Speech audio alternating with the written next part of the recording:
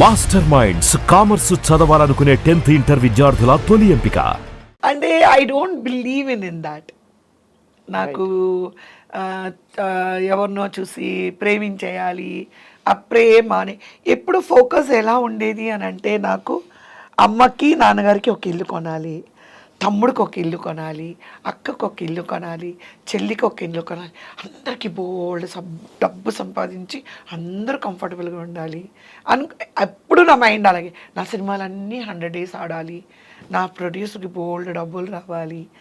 ఎప్పుడూ నాకు ఏమంటారు, ఎంతోమంది లవ్ లెటర్స్ ఇచ్చారు నాకు షూటింగ్ టైంలోని, ఎంతోమంది ఐ లవ్ యూ చెప్పారు, ఎంతోమంది రెడ్ రోజెస్ తెచ్చి ఇచ్చారు, ఎంతోమంది లైక్ ఇంకా మా మదర్ దగ్గరకు కూడా వచ్చి మా అమ్మాయిని పెళ్లి చేసుకుంటానని ఎంతోమంది ఆర్టిస్ట్, సీనియర్ ఆర్టిస్ట్ సన్స్ వచ్చి, సీనియర్ డైరెక్టర్ సన్స్ కూడా వచ్చి. ఎవరన్నా పేరు చెప్పచ్చు కదా? వద్దండి,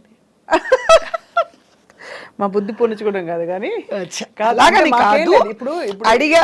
నేను అనేది యాక్చువల్లీ నేను గీత దాటాలని మీ చేసి చెప్పించాలని కాదు, కానీ ఇప్పుడు మీరున్న స్టేజ్కి అవన్నీ స్వీట్ మెమరీస్ కిందే లెక్క. అంటే అప్పుడు నాకు తెలీదు, నాకు మీరు లవ్ లెటర్ ఇచ్చారంటే తీసి అమ్మకే ఇచ్చేదాన్ని తీసుకెళ్ళి, అమ్మ అదో అక్కడ ఎర్ర చొక్కా వేసుకున్నారే ఆయన లవ్ లెటర్ ఏదో ఇచ్చారు చదువు అనేదాన్ని అని నా పాటికి నేను వెళ్ళిపోయేదాన్ని. వాళ్ళు ఇలా ఇలా కొట్టుకునేవాళ్ళు, అమ్మ ఇంక ఈ మహాతల్లి దగ్గర మనం ఏం మాట్లాడకూడదు అని మా అమ్మ 2-3 కొట్టారు కూడా. కానీ మీ కో యాక్టర్స్ ఎవరు ఇష్టపడలేదు మిమ్మల్ని? కో ఆర్టిస్టులు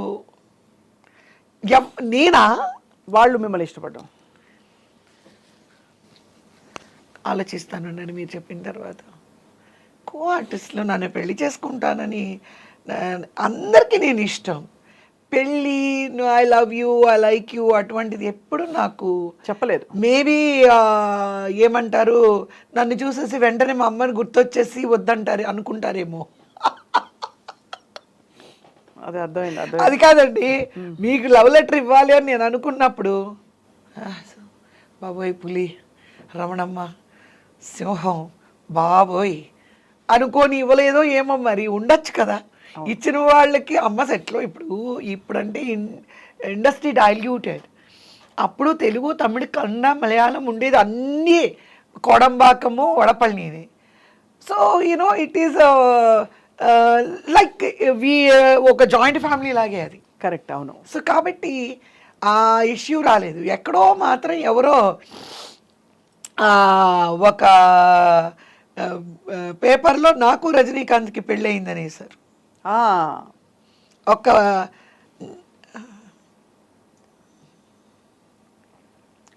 Nakkeeran cinema express, Tamil papers books నేను చదవను. మీకు రజనీకాంత్ గారికి పెళ్ళైందని రాశారు?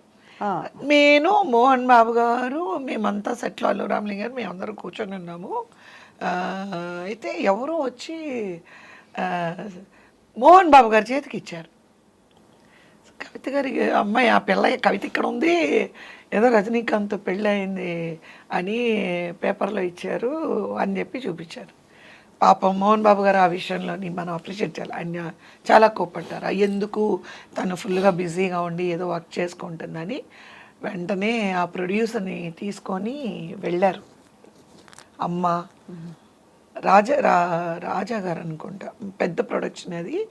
ఆయన, మా మదరు, మోహన్ బాబు గారు వెళ్ళారు. ఆఫీస్కి వెళ్ళి ఏదో మాట్లాడినట్టున్నారు. వాళ్ళు మరుపు అని నెక్స్ట్ వీక్ వేశారు, సవరణ అని చెప్పి, క్షమించాలి, ఇది ఒక మాకు ఎవరో చెప్పిన ఒక ఏమంటారండి రూమర్ మీద మేము రాయాల్సి వచ్చింది, మేము సారీ అడుగుతున్నామని చెప్పి వేశారు. అదొక్కటి మాత్రం వచ్చింది.